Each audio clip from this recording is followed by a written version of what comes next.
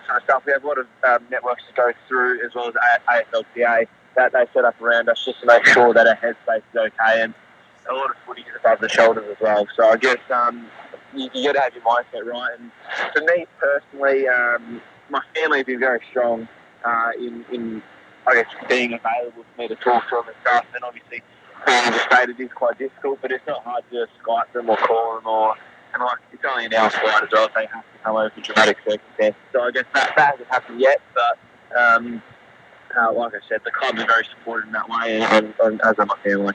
So who do you live with? I'm living with a lady in Brighton now with a host family. Yep. So I was living with the Viney's my first year, which was good fun, and then they kicked me out because they were renovating. So I had to find another place to live, and I was lucky enough to find this place in Brighton with another host family. So looking to find another place in my third year, maybe rent a place or buy a place. Hopefully we'll see what happens. Well, one more before we let you go, Jimmy. The appendix. You just had that out recently. Do we expect to see you back before the end of the season? Well, that's the plan. I definitely don't want to go throughout the season not playing another game. So I'm doing as much as possible to get the body right, which at the moment is just pretty much resting, and then I'll gradually build up this week and hopefully get back to the last 2, 3, I'm not too sure how many games I'll be able to get for, but I'm definitely hoping to get back for a couple. Jimmy, thank you very much for sharing your story and your role with the AFL this week, and hopefully you can get back before the end of the year. Cheers, guys. Thanks for having me. Jimmy Tompus joining us from the Melbourne Footy Club. And now we've got to say, I should probably say this. Where have you actually managed to? Well, yes. So I've known Jimmy now for a couple of years, and he's just a terrific kid. And I've met his family, obviously, and they're just amazing people to support. That they provide him, particularly being Jimmy being from Adelaide. So, I know it's probably not going the way he wants it at the moment with his football, but I have no doubt with his attitude he'll eventually make it. This is sort of off the multicultural theme a little bit, but how much more difficult would it be for Jimmy not having that close family around him when things haven't necessarily gone to script? Now, still very early in Jimmy Tompus's career, he was a top pick, and the expectations, not just from the Melbourne Football Club, but from himself and his family, are attached to being a high pick. Well, we'll find that out in about 15 minutes when we speak to Patrick Carnez's. I guess the struggles he had being up in Brisbane, he had unbelievable support, but he just really yearn for that Greek culture to come back to Melbourne. So when we speak to Paddy, I'll ask him a few of those questions. Okay, so Patrick Canessas to join us shortly, but we're now going to be joined by Dilpreet Singh. Now, he is not an AFL player, but he wants to be an AFL player, and he's certainly very much part of the AFL Multicultural Week and very much part of the marketing campaign as well. Dilpreet joins us now. Dil, thanks very much for being part of our program. It's a pleasure. Thank you so much. Now, tell us a little bit about your story. Okay. So, basically, the advertisement, which is on air now, it happened to me when I first started playing football. So, it was the last day of our training, which was Thursday night. We finished the training, and I was just a little bit confused, like, what should I bring on the game day? Sorry, Phil, before you continue, what footy clubs were you playing at the time when you're telling your story? The club I used to play for when the incident happened was the Caulfield Bears, which is the Division 4 in SFL. Yep. Yeah. Okay. And so we finished the training, and I asked my coach what is required, which I should bring on Saturday game day. So my coach told me, we will provide you the socks and the shorts and the Guernsey. All you have to bring is footy boots, and the mouth guard is just recommended. So it's up to you. So when he said mouth guard, I was just a little confused. Between mouth guard is like something which you wear in NFL, which is American football. Yeah. So I got home and I looked it up on the internet. I'm like, oh, maybe this is the one. So I went to buy which is so-called helmet.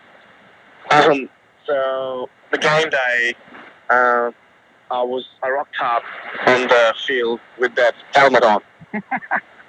and I was just running around on the oval, and everyone just started kind of staring at me and giving me a weird look, and just started laughing and all. And what I assumed I thought from maybe because I'm the first Indian who's playing for this league. This is all these things I had in my mind. Maybe I'm the first Indian and who they might have seen playing first time. That's why they're looking at me, or maybe they're really happy about it. So I was just running around and I started waving, and they were like keep on laughing. And when I stopped next to my coach was like, "Bill, you okay?" I'm like, "Yeah, what's anything wrong?" And he goes, "Yeah, man, everything's wrong." And I looked at myself and I'm like, "Oh, I don't have anything wrong." I'm like, "Why? Could you please explain? Because do you might want to take off this helmet, or you want to put the pads on? I'll play cricket here."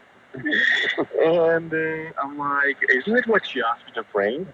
He told me mouth guard is recommended, so I put this one on. And he goes, "That's not mouth guard." I'm like, "Oh well, I googled it. That's what it came up with, and I bought it yesterday." So yeah, this is a fun experience that I had. There's a lot more, but the support that I had so far from all the football clubs and from all the communities, not just Indian, everywhere, in Australia, it's just amazing. Okay, so that is an incredible story. That means that you didn't necessarily know a lot about AFL football before you played it. So how did you get involved in the first place?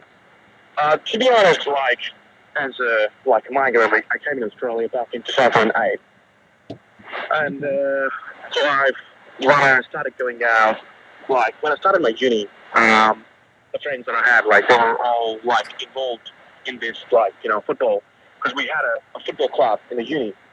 So every time they go out for training, they would take me out. Bill, why don't you just come and join us? So this is how I started getting involved and came to know about the game. When I first started, watching it, watching my mates playing it, I'm like, what's this? Why don't they just have a round ball and make it more easier? So, and then I realized why they use this ball. And so then my friend's like, "Oh, why don't you just come and play for our club? Just at least one game. Just give it a go." And I played a game. I really liked it, and especially on response of people, I really loved it. And so because I was going out with my mates, so they all had their own teams. AFL season was on, the games were on. They would go and they would take me sometimes for the AFL game, and I just really loved it. So I just picked an AFL team. So this is how I just got involved with the AFL. And to be honest, now, maybe this is the only one game I would follow, I would watch, or anything AFL is just my life now. Football is my life. Oh, that's fantastic. And most importantly, did you pick a good team to choose to barrack for? Okay, sure. Because at that time, in 2008, it was the grand final between Geelong and Hawthorn. Mm-hmm. And the grand final finished. I was in the city with my friends, just hanging around. The game finished, and I was like, "Wow, what a great crowd! Maybe some sort of festival today." And they told me it was a game between there was called cats and hawks. It's what I assumed is a game between birds and animals, to be honest. And this is the first thing, it feels if you don't know anything about anything, and someone just tell you, doesn't explain to you, just tell you, "Oh, there was a game between hawks and cats." I'm like, "Oh, wow, people cheering out for animals and birds." And then a friend told me, "No, it's actually a game, a motherhood game of Australia. It's called an AFL, Australian Football League." And today was the grand final. So I was like, "Oh, okay, wow." So that's how I started.